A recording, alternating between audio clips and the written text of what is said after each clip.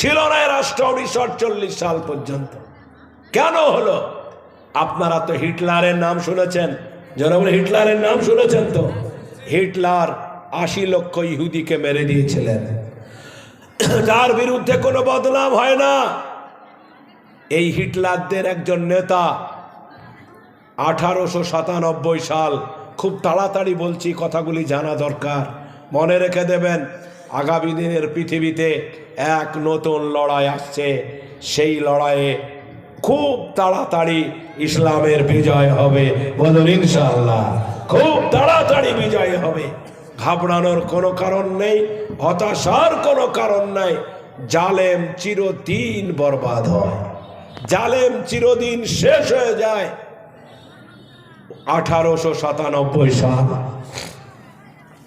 1897 সাল, সে 1897 সালে অস্ট্রেলিয়ার একজন ইহুদি ধর্মযাজক হার্টজল সুইজারল্যান্ডে একটা মিটিং ডাকলেন 300 পুরোহিতকে নিয়ে।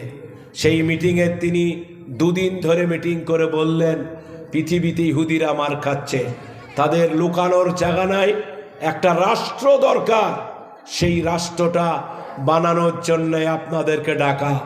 300 জন প্রতিনিধি বললেন, আমাদের তো নিজস্ব বাসভূমি নাই, কোথায় রাষ্ট্র হবে? তখন হার্টজজ বললেন, আল্লাহ পাক আমাদের একটা পবিত্র ভূমি দান করেছেন জেরুজালেমে, বাইতুল মুকাদ্দাসে, সেটাই হবে আমাদের রাষ্ট্র। প্রথম 1897 সাল। তাকে বললেন, রাষ্ট্র প্রতিষ্ঠা কত দূর নিয়ে হবে? তিনি বললেন, জেরুজালেম সমেত মুসলিম দুনিয়ার অর্ধেক নিয়ে হবে। এ রাষ্ট্রের নাম কি হবে? বলে, রাষ্ট্রের নাম হবে ইসরায়েল। আমাদের নাম কি হবে? বলে ইয়াহুদি।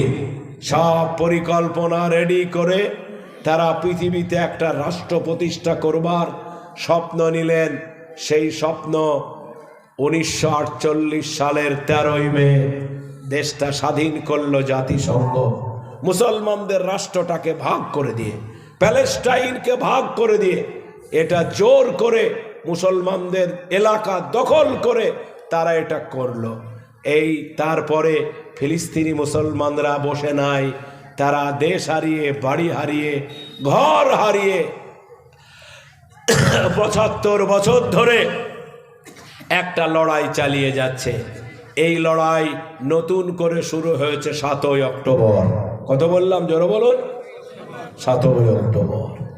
এই লড়াই পৃথিবীকে এক নতুন দিশা দেখিয়েছে। আমি তো অবাক।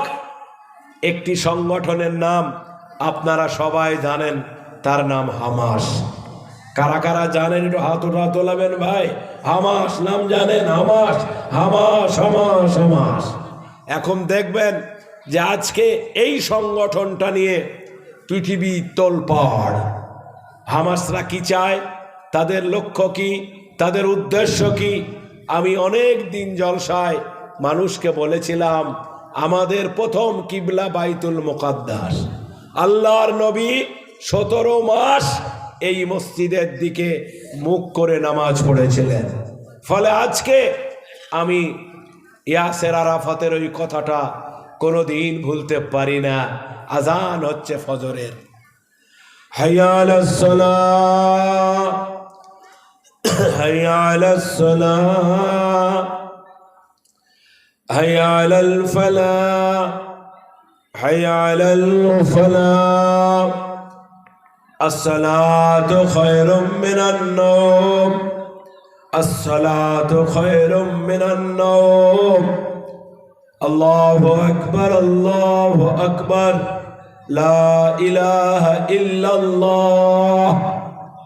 প্যালেস্টাইনে একটা মসজিদ আছে আল খলিল, ইব্রাহিম নবীর নামে। ইব্রাহিম নবীর মাজার আছে জেরুজালেমের মসজিদের পাশে। ফজরের নামাজ পড়তে গেছে মুসলমানেরা, ইসরায়েল বাহিনী ঢুকে তাদেরকে ফজরের নামাজে সিজদারত অবস্থায় গুলি করে মেরে দিয়েছে। জাতিসংঘ নীরব, প্রতিবাদ করেছে, কোনো কাজ হয়নি। 7ই অক্টোবরের পরে ইসরায়েল মিলিটারি বাহিনী ফিলিস্তিনের মাটিতে যখন আক্রমণ শুরু করলো, সে আক্রমণের একটা জ্বলন্ত উদাহরণ আপনাদের সামনে দিতে চাই। পৃথিবী কেঁদেছে, আপনিও কাঁদবেন। কান্নায় যেন মনে হয় আমাদের জীবনের সঙ্গী হয়ে গেছে। ফিলিস্তিনি মা বোন বাড়ি ঘর জ্বালিয়ে দিয়ে গোটা যখন গাজা বরবাদ করছে, একটা বাড়িতে ইসরায়েলি পুলিশ ঢুকেছে। মাত্র 8 বছরের একটা বাচ্চা মেয়ে পুলিশের সামনে এসে দাঁড়িয়ে বলে, আপনারা কারা? আমাদের বাড়িতে তো আমাদের মা নেই, মারা গেছে, আমাদের আব্বা নেই, মারা গেছে, এই বাড়িতে তো কেউ নেই, আপনারা কেন এসেছেন? আপনাদের উদ্দেশ্য কি? আপনাদের লক্ষ্য কি? আপনারা কেন এলেন? বলে মেয়েটিকে তারা ধর্ষণ করার জন্য এগিয়েছিল। পৃথিবীর ইতিহাস অবাক করে দিয়েছে। 8 বছরের বাচ্চা মেয়ে চোখ ভরা কানা পানি নিয়ে বলেছিল, আপনারা এত বর্বর, 8 বছরের মেয়েটাকেও বাঁচতে দেবেন না? পৃথিবীতে মুসলমান নাই এর প্রতিবাদ করার? আমি আপনাদের জানান দিলাম, আমার আল্লাহকে গিয়ে আপনাদের সে কথা আমি জানিয়ে দেব। সুধীমণ্ডলী, আপনারা ফেসবুকে দেখেছেন, খবরের কাগজে দেখেছেন, ফিলিস্তিনি মায়েদের কান্না। ছোট্ট 5 দিনের বাচ্চাকেও তারা ছাড়েনি, 10 মাসের বাচ্চাকেও তারা থাকেনি। মার কোল থেকে কেড়ে নিয়ে হাজার হাজার বাচ্চা তারা মেরে দিয়েছে। মা কাফনে জড়িয়ে পৃথিবীকে জানতে চেয়েছে, আমার এই ছেলের কবে দাফন হবে, কোথায় কবর দেবে? জানি না এর অপরাধ কি। আমার মনে পড়ে যায় এর একটাই মাত্র অপরাধ, আমরা কালেমা পড়া মুসলমান, আমরা মুসলমান, এটাই আমাদের অপরাধ। আপনারা মনে রাখবেন, হযরত মুহাম্মদ মুস্তাফা আহমদ মুস্তাফা সাল্লাল্লাহু, তিনি ইসলাম প্রচার করার কারণে আবু জেহেল তাকে বেআব্রুভাবে পাথর ছুঁড়ে মেরেছিল। নবী মুহাম্মদের কপাল ফেটে রক্ত ঝরে তিনি হাউমাউ করে কাঁদতে পারেননি, কিন্তু চোখ ভরা পানি নিয়ে মা আমিনার কুড়ে ঘরের মধ্যে কেঁদেছিলেন। কেউ দেখেনি একটা মহিলা, তার নাম আমির হামজার বাড়ির কাজের মেয়ে। মেয়েদের অনেক অবদান আছে। কাজের মেয়েটি দেখে নবী মুহাম্মদ কান্নাকাটি করে মায়ের ঘরে। আমির হামজা যখন আসছেন তাকে বললেন, তোমরা কেমন মানুষ গো? মুহাম্মদের মতো মানুষ হয়, তার মতো কেউ ছেলে হয়? সে জীবনে মিথ্যা বলেনি, সে কোনো খারাপ কাজ করে না, তার একটাই অপরাধ, সে বলে লা ইলাহা, ঝরে বলে লা ইলাহা। তার কোনো অপরাধ নাই, এক আল্লাহর কথা বলার কারণে আবু জেহেল মেরেছে। পাহাড়ের এলাকায় রক্ত ঝরছে, মুহাম্মদ এসে বাড়িতে কুড়ে ঘরে কাঁদছে। আমার মন বলে আমি নারী, আমার মন বলে আমি ছুটে গিয়ে মুহাম্মদকে সান্ত্বনা দিই। তোমরা কত বর্বর! আল্লাহর প্রিয় মুহাম্মদকে মেরে খাম করে দিলে। আমির হামজার কলিজায় যেন গিয়ে লাগলো, কারণ তখন সে মুসলমান হয়নি, কিন্তু তার অন্তরটা মুহাব্বতের সাথে মুহাম্মদ সাল্লাল্লাহু ছিল। তিনি সহ্য করতে না পেরে আবু জেহেলের কাছে গেলেন। আবু জেহেলকে গিয়ে বললেন, তুমি কেন মুহাম্মদকে মেরেছো? কোন অপরাধের কারণে মেরেছো জানতে চাই।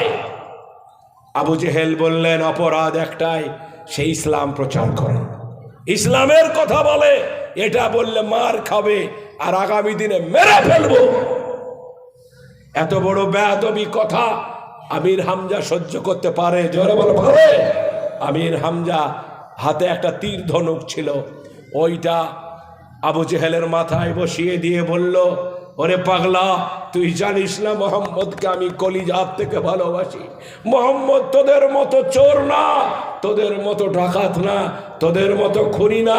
মুহাম্মদ কোনো খারাপ ছেলে নয়, তার একটাই অপরাধ, সে আল্লাহর কথা বলে, একটাই অপরাধ, সে ইসলামের কথা বলে। সে বলতে থাকবে আগামীকাল আর আমি নিজে মুসলমান হব। জোরে বলুন নারায়ে তাকবীর। আমি মুসলমান হব। কাল ঠাকাস নবী মুহাম্মদ ইসলামের দাওয়াত নিয়ে যাবে, তোর বাপের ক্ষমতা দেখি। জোরে বলেন নারায়ে তাকবীর। ইনশাআল্লাহ। আমির হামজা চলে এলেন, মুহাম্মদ সাল্লাম ঘরে কাঁদছে, রক্ত ঝরছে কপাল দিয়ে। ছেলেটির মতো ভালো ছেলে আর পৃথিবীতে হবে না। আমির হামজা এমনি করে মাথায় হাত দিয়ে বলল, ভাইপো। মোহাম্মদ তাকালেন, দেখলেন চাচা। বলে, চাচা আপনি? আমি কোনো অপরাধ করিনি, আল্লাহ আমাকে ইসলাম প্রচারের দায়িত্ব দিয়েছে, আমি ইসলামের কথা বলেছি, জন্য আমারে মেরেছে। বললে, মোহাম্মদ ঘাবড়ায়ও না, আমি তোমার সাথে আছি, আমি আবু জেহেলকে বদলা নিয়ে মেরে এসেছি, এর নাম মোহাম্মদ। তিনি বললেন, ওগো চাচা, আমি বদলা নিতে আসিনি, আমি মারের বদলে মার দিতে আসিনি, আমি এসেছিলাম পৃথিবীর কোন বনি আদম যেন জাহান্নামে না যায়, মরণের পরে যেন জাহান্নামে না যায়, এটাই বলতে এসেছিলাম, এটাই আমার অপরাধ। তুমি কি চাও ভাইপো? বলে, আপনার যদি মন থেকে কষ্ট লেগে থাকে, আমি বদলা চাই না, আপনি কালেমা পড়ে মুসলমান হয়ে যান, আমি আমার সব বেদনা ভুলে যাব। অতএব বন্ধু, আমরা যারা মুসলমান, পৃথিবীবাসীর জন্য আমরা রহমত, আমরা মানুষের কাছে ইসলামের দাওয়াত দেব, বলুন ইনশাআল্লাহ। ইনশাআল্লাহ। কোরআনের কথা বলবো, বলুন ইনশাআল্লাহ। তাহলে কোরআনের কথা বললে, ইসলামের কথা বললে বাধা আসবে, বিপদ আসবে, মুসিবত আসবে, অত্যাচার আসবে, জুলুম আসবে, তাতে ঘাবড়ালে হবে না। ছোট্ট একটা কথা দিয়ে শেষ করব। ফিলিস্তিন, ভারতে ঢুকে পড়ব। মোদিবাবু চক সামনের দিন কি করতে চায় আপনাদের আমি একটু শোনাতে চাই। শুনতে রাজি আছেন? হাত উঁচা করে বলুন দেখে, রাজি আছেন ইনশাআল্লাহ? জোরে বলুন নারায়ে তাকবীর। আগামী 22শে জানুয়ারি, আগামী, আরো জোরে, আরো কথা বলেন, জোরে বলুন। আগামী 22শে জানুয়ারি 2024 রাম মন্দিরের শিলান্যাস হবে। পশ্চিম বাংলা থেকে 4 লক্ষ লোক যাবে। কত লক্ষ লোক বললাম? তাদের টিকিট হয়ে গেছে, খাওয়ার ব্যবস্থা হয়ে গেছে। আমরা আপনাকে জানালাম 22-এর 4 দিন আগে আর 22-এর 7 দিন, দিন 15 ট্রেনে চড়া যাবে না। কি বললাম? দিন 15 ট্রেনে না চড়া ভালো। 4 লক্ষ লোকের অলরেডি টিকিট হয়ে গেছে। রাম মন্দির উদ্বোধনে 22শে জানুয়ারি যাবে। উদ্বোধন যিনি করবেন, আমাদের স্বনামধন্য প্রিয় প্রিয় শ্রদ্ধেয় প্রধানমন্ত্রীজি। 22শে জানুয়ারি, কত জানুয়ারি বললাম? কতদিন শুনলেন? দেখতে দেখতে রাম মন্দির হয়ে গেল। তার উদ্বোধন হবে 22শে জানুয়ারি। 25শে জানুয়ারি লোকসভা ভোট ঘোষণা হবে। তারপরে 24শে ভারতীয় জনতা পার্টি ক্ষমতায় আসবে। তারপরে ভারত হিন্দু রাষ্ট্র হবে।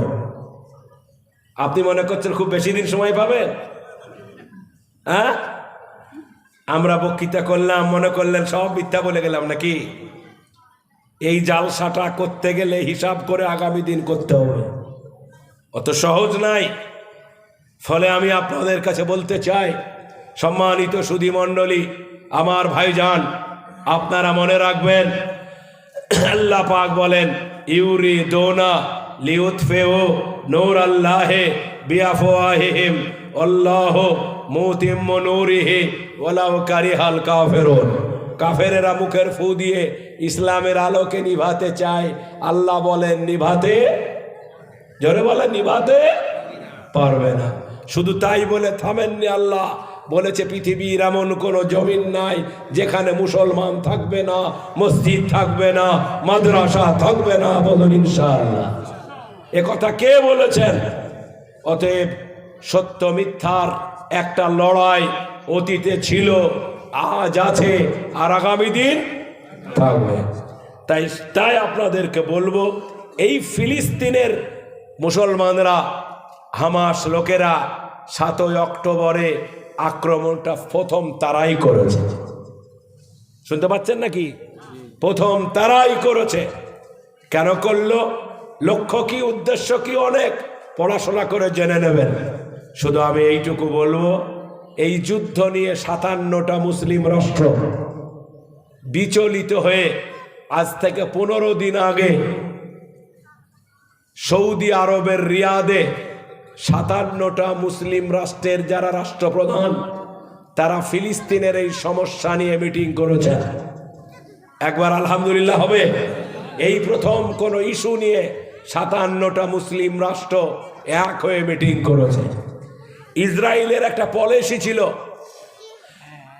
যে মুসলমানদেরকে এক হতে দেওয়া হবে না, শিয়া সুন্নিতে ভাগ করতে হবে।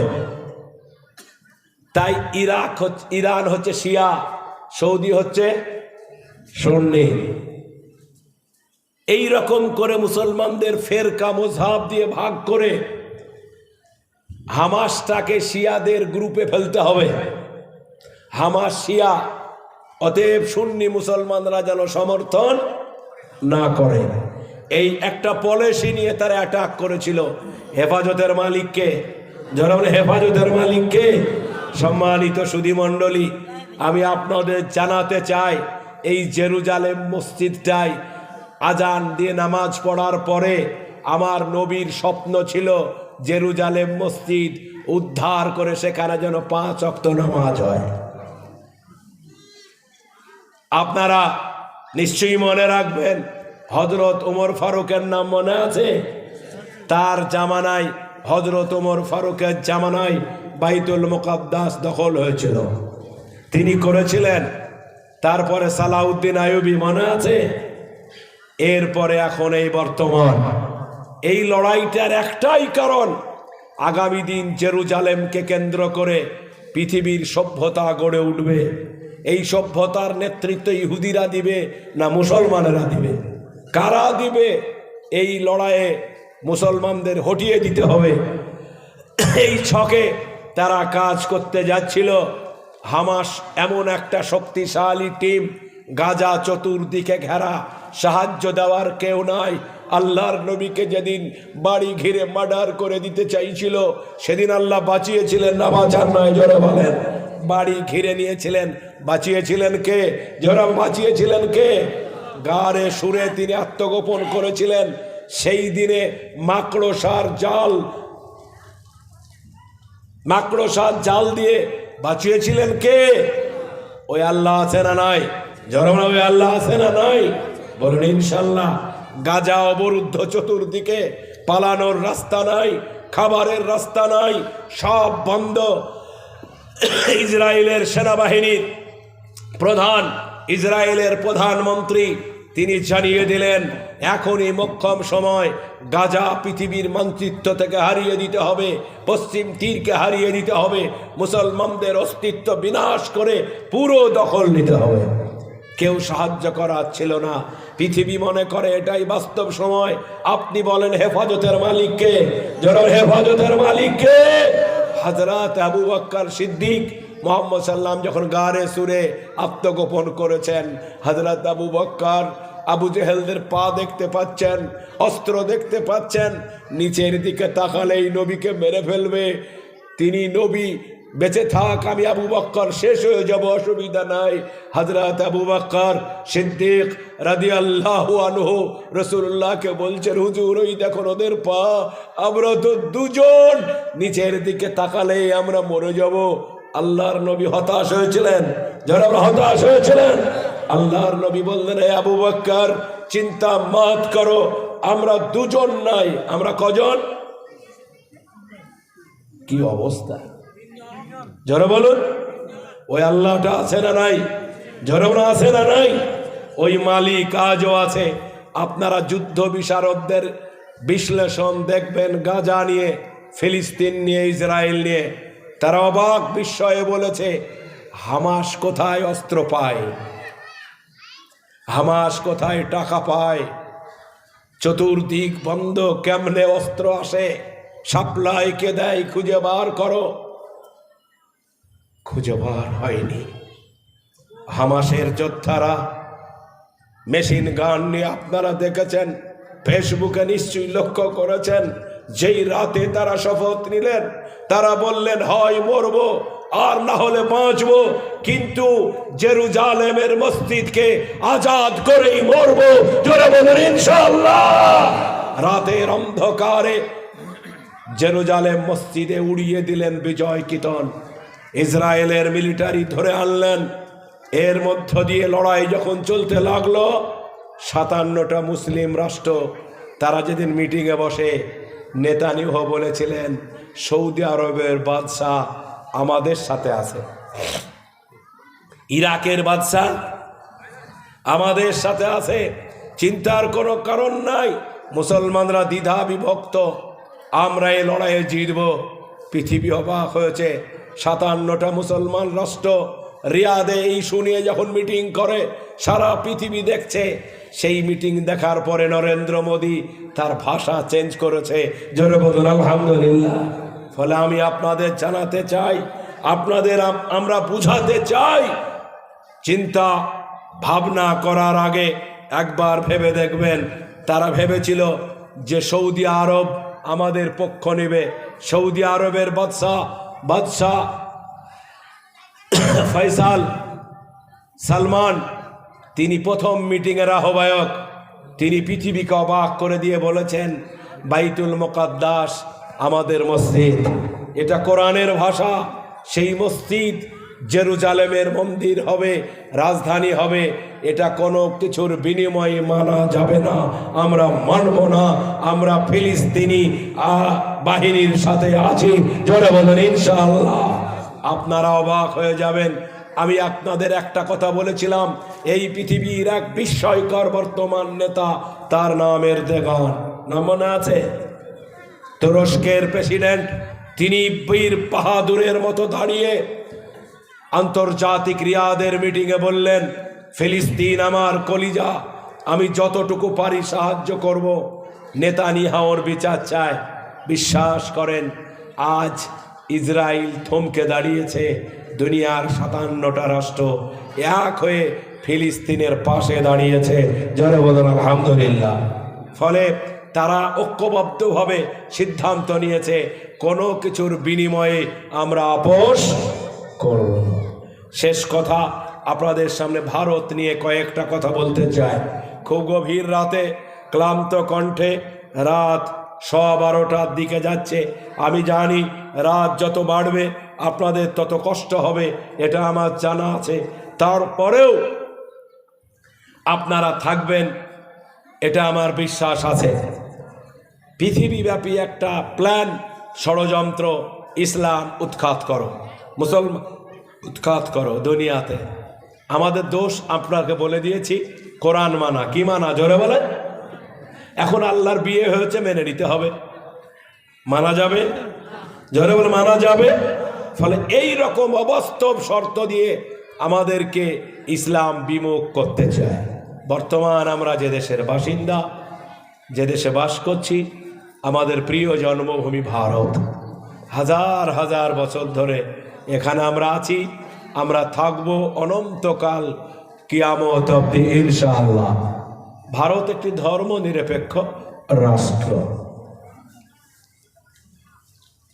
ভারতটা হিন্দু রাষ্ট্র হলে কি আপনারা খুশি হবেন?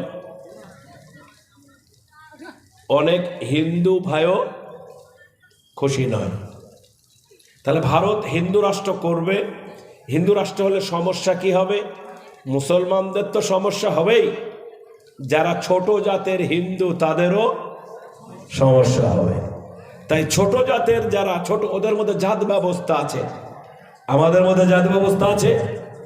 তাহলে এই সময়ে ভারতবর্ষের গণতন্ত্র, ধর্মনিরপেক্ষতা বিপন্ন। এই বিপন্নের জায়গায় দাঁড়িয়ে ব্রিটিশরা চলে যাওয়ার সময় আমাদের হিন্দু মুসলমানের বিরোধ লাগিয়ে তারা ফায়দা লুটতে চাইছে লন্ডনে বসে। এখন আমরা কি করব?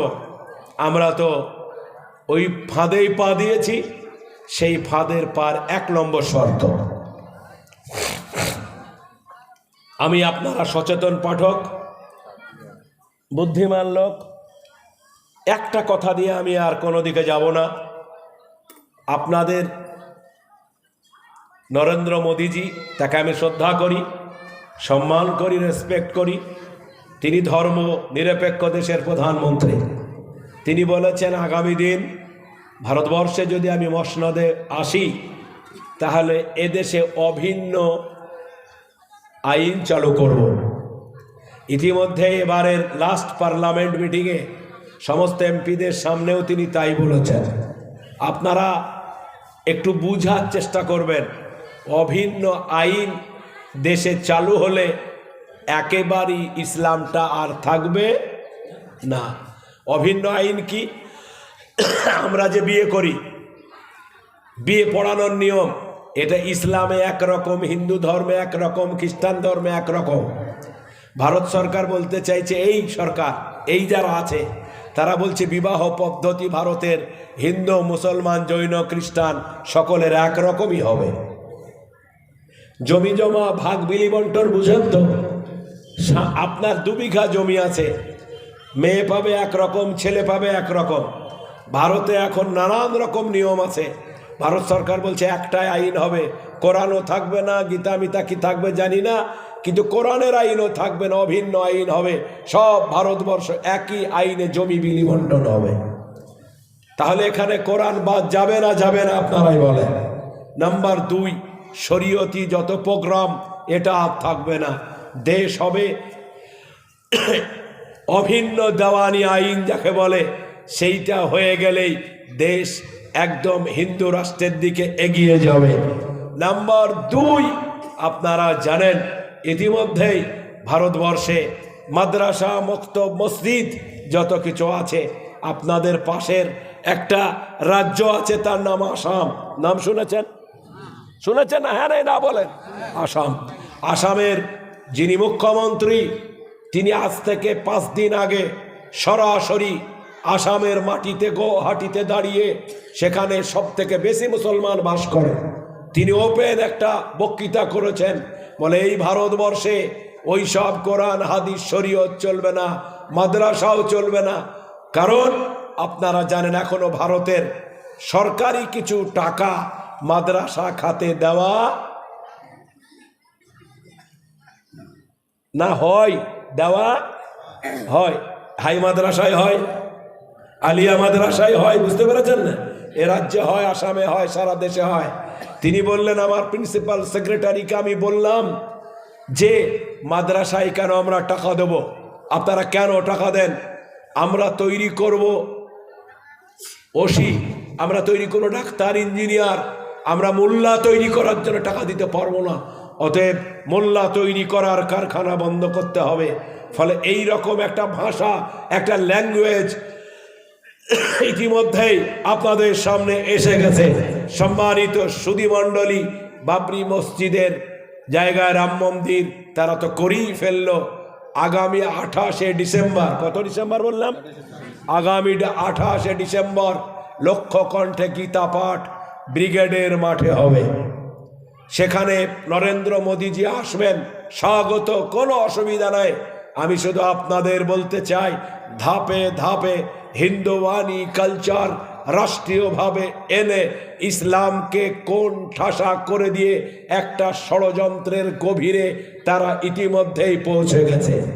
আমি বিনম্রভাবে, খুব বিনীতভাবে আপনাদের কাছে জানাতে চাই, সুধীমণ্ডলী, আপনারা হতাশ হবেন কিনা জানি না, ইতিমধ্যে তারা একটা মসজিদের ব্যাপারে আবার হেয়ারিং এর দাবি তুলেছে। সেটা অন্য কোনো মসজিদ নাই, ইতিমধ্যেই সে মসজিদের নোটিশ হয়ে গেছে। বলবো জোরে বলে, বলবো আরো জোরে বলে বলবো, সেই মসজিদটা অন্য কোনো মসজিদ নয়, সেই মসজিদটা দিল্লির জুমা মসজিদ। আপনি মনে করছেন একটাতে ছেড়ে দেবে? আমি অনেক জায়গায় বলেছিলাম না, দিল্লির জুমা মসজিদটা ওয়াকফের আন্ডারে চলে। কিসের আন্ডারে চলে? ওয়াকফের আন্ডারে চলে। সেজন্য দিল্লির সরকার ওয়াকফটাকে নিজেরা নিয়ে মসজিদটাকেও সরকারের আন্ডারে নিয়ে নিয়েছে। ফলে পরিস্থিতি খুব ঘোরালো। তাহলে আমরা কি বেঁচে থাকবো না? আমরা কি শেষ হয়ে যাব? হক ও বাতিলের এই লড়াই অতীতে ছিল, আজ আছে, আর আগামী দিনেও থাকবে, বলুন ইনশাআল্লাহ। ভারতবর্ষে অলিয়া উলিরা এসেছিলেন, বড় বড় আলেম বুজুর্গরা এসেছিলেন, সাহাবীরা এসেছিলেন, তারা এসে এই মানুষের কাছে ইসলামের দাওয়াত দিয়েছিলেন। বড় বেদনার কথা, বড় দুঃখের কথা, যোগী আদিত্যনাথের নাম শুনেছেন? তার সাথে আমাদের কোনো শত্রুতা নাই, তিনি উত্তরপ্রদেশের মুখ্যমন্ত্রী, তিনি আছেন, থাকেন, আরও থাকেন, আপত্তি নাই। কিন্তু তিনি সাঁড়াশি কিছু পলিসি নিয়েছেন, যে পলিসি উত্তরপ্রদেশের জন্য বড় বিপজ্জনক। আচ্ছা, আজকে যে সরকার আছে পশ্চিমবাংলায়, সেই সরকারও যদি এরকম কর্মসূচি নেয়, আপনি কি করবেন আমি জানি না। আমি আপনাদের বলতে চাই, শুধু নামাজ পড়ব, রোজা করব, হজ করব, আমাদের ছেলেরা গিয়ে স্কুলে সূর্য পূজা করবে, রাজি আছেন তো? কথা বুঝতে পারেননি এখনো? আমরা নামাজ পড়ব, আমরা রোজা করব, আমরা হজ করব, সব করব, কিন্তু স্কুলে যখন আমার ছেলে যাবে, জনগণ মন অধিনায়ক জয় হে ভারত এটা বলবে, বলার সাথে সাথে সূর্য দেবতাকে প্রণাম করে আপনার ছেলে স্কুলে ঢুকবে, এটা কি আপনার ধর্মে জায়েজ আছে? জোরে বলেন জায়েজ আছে? জোরে বলেন জায়েজ আছে? আপনি বিশ্বাস করেন আর নাই করেন, সরকারিভাবে নোটিশ হয়ে গেছে, প্রত্যেকটি স্কুলে সূর্য দেবতা, হিন্দু হোক, মুসলমান হোক, খ্রিস্টান হোক, তাদের ছেলেকে সূর্যকে প্রণাম করতেই হবে। এই যে একটা ইমানের ওপরে আঘাত, দিনের ওপরে আঘাত, বসে থাকতে হবে। জোরে বলে বসে থাকতে হবে, জোরে বলে বসে থাকতে হবে। আপনাকে একটা আলেমের নাম বলবো, মৌলানা মুজাদ্দেদ আলফের সানি, নাম শুনেছেন? তিনি দিল্লিতে একটা বড় মাপের আলেম ছিলেন। আমাদের আকবরের নাম মনে আছে? সম্রাট আকবর। জাহাঙ্গীরের নাম মনে আছে? তারা শিয়া মুসলমান ছিলেন। তাদের দরবারে ঢুকতে গেলে মাথা নিচু করে সেজদারত অবস্থায় ঢুকতে হতো। মুজাদ্দেদ আলফের সানি তিনি ওটা করেননি, সেজন্য তাকে জেলে পুরেছিল। মুজাদ্দেদ আলফের সানি জেলখানায় খুব কষ্টে ছিলেন, 1 বছর, 2 বছর না 20 বছর। মুজাদ্দেদ আলফের সানিকে জাহাঙ্গীর খবর পাঠিয়েছিল আকবররা, যে আপনাকে ছেড়ে দেওয়া হবে, আপনি আমাদের ঘরে মাথা নিচু করে ঢুকবেন, এই শর্তে রাজি হন। মুজাদ্দেদ আলফের সানি বলেছিলেন, না না না, আমাদের এই মাথা কখনো আল্লাহ ছাড়া নত হয় না। ফলে আজকে ইমান বাঁচানোর লড়াই, এ লড়াই সাহাবীরা লড়েছেন, এ লড়াই তাবেঈনরা লড়েছেন, এ লড়াইয়ের জন্যই মাদ্রাসাগুলি দরকার। এই মাদ্রাসাগুলি সেজন্যই প্রতিষ্ঠিত হয়েছিল। আপনারা মিশরের আল আজহার ইউনিভার্সিটি এজন্যই তৈরি হয়েছিল, দারুল উলুম দেওবন্দ মাদ্রাসা এজন্যই তৈরি হয়েছিল। এজন্য আপনার ছেলেদের, আপনার মেয়েদের, আপনার পরিবারের ছেলে মেয়েদেরকে ইমানের রঙে রঙানোর জন্য মাদ্রাসা দরকার। সেই মাদ্রাসাগুলি যদি হারিয়ে যায়, নষ্ট হয়ে যায়, তাহলে আর কিছু থাকবে না। সেজন্য আমি অনুরোধ করব আপনাদেরকে, যারা আজকের এই জলসাতে এসেছেন, তারা এই জলসার সম্মানার্থে রাত 12টা 25, 12টা 25-এ আমি আপনাদের কাছে অনুরোধ করব, আমার হক হিসাবে বেশি কথা বলা দরকার নেই। মাত্র 10টা আল্লাহর কোনো গোলাম আছেন, রাত শেষ হয়ে যাক আপত্তি নাই, মাত্র 500টা টাকা দেবেন এই মাদ্রাসায়, মাত্র 500টা টাকা। আল্লাহর কোনো বান্দা আছেন এখানে? মাত্র 500 টাকা, মাত্র এই মাদ্রাসা তৈরি হবে, দিনের শিক্ষা তৈরি হবে। কোনো ভাই আছেন, গ্রামবাসী আছেন, বেরা ভাই বন্ধু আছেন, মাত্র 500টা টাকা এই মাদ্রাসায় একজনও ভাই যদি দিয়ে যান, তাহলে জানতে পারা যাবে যে ইনশাল্লাহ আপনাদের দিনের প্রতি ভালোবাসা অটুট আছে। কোনো ভাই আছেন, একজন ভাই, মাত্র 500টা টাকা, মা বোন থেকে শুরু করে গ্রামবাসী ভাঙা মজলিসে আপনাদের জন্য দোয়া করব। একজনও ভাই চলে যাওয়ার আগে মাত্র 500 টাকা, বেশি টাকা আপনাদের কাছে আবেদন করা হয় নাই। এই মাদ্রাসা খুব দারিদ্রতার সাথে চলে, অভাবের সাথে চলে, আলেমরা বড় কষ্ট করে চালায়। আপনারা কেউ আছেন কিনা জানি না, অনেক রোজগার করেন, মাস্টার আছেন, ডাক্তার আছেন, বুদ্ধিজীবী লোক আছেন। আপনাদের বিবেকের কাছে আমার একটি অনুরোধ, যে আপনারা মাত্র 500টা টাকা আল্লাহর ওয়াস্তে এই মাদ্রাসায় দান করবেন। এই মাদ্রাসায় মাত্র 500 টাকা। এই তো আপনাদের মুজাফর ভাই, আমি শুনলাম ওনার মিসেস জেলা পরিষদের মেম্বার। 2, 3, 4, 5, 6